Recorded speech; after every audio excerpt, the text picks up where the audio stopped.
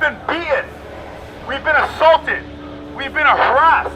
We have been killed for the past 3 months for speaking up against injustices that be in this country.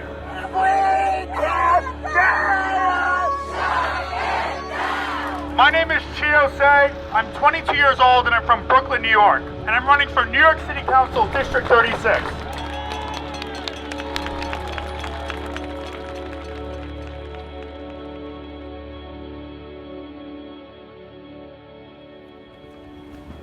You know, I never went to a protest prior to the murder of George Floyd, and I felt really moved by this one. I think the reason was because, you know, when you're in quarantine, you can't really look away from your phones or your computer screens or your TV screens. The videos that you were seeing, these constant clips of murder. And, you know, as a black person in the United States, you've seen that before, but this one really moved me because I couldn't turn away and look at something else.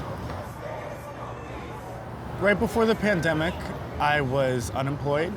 I dropped out of college when I was 19 years old and was in this place of not knowing what to do next.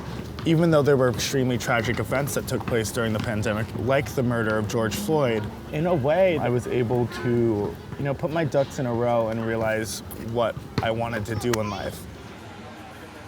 As someone that was protesting nearly every single day, I did pick up on the fact that the protests were becoming less frequent and some of the numbers were dwindling. Yet the passion that I had for change and for change for criminal injustice happened to still be there.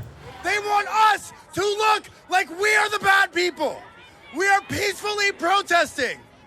Don't break your peace. Stay strong.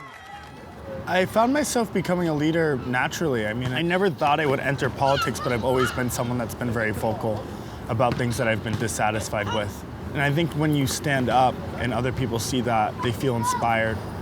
I found my skill in just documenting what was going on. I thought changing our narrative was an important component to the movement as a whole. There were other voices that were sharing some of the similar messages that I was expressing when I was out there, and we convened and founded Warriors in the Garden together. Warriors in the Garden is a collective of activists dedicated to nonviolent protests for legislative change. We've been organizing protests, marches, children's marches, community events, and putting out educational content. It is time to take a stand against injustices that be within this country. You know, and especially in politics, people my age are told to wait their turn. It is time for change.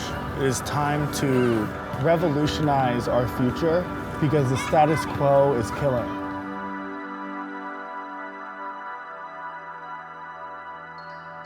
My biggest takeaway from this lockdown and from the movement is that there's not much time to be doing nothing for change.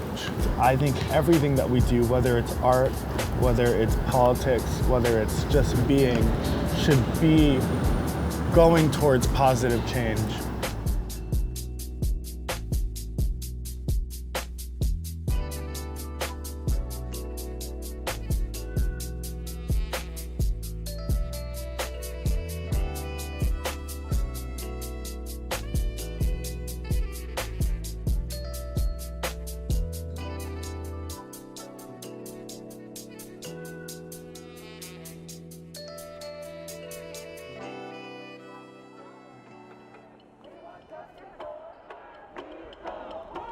We are the people.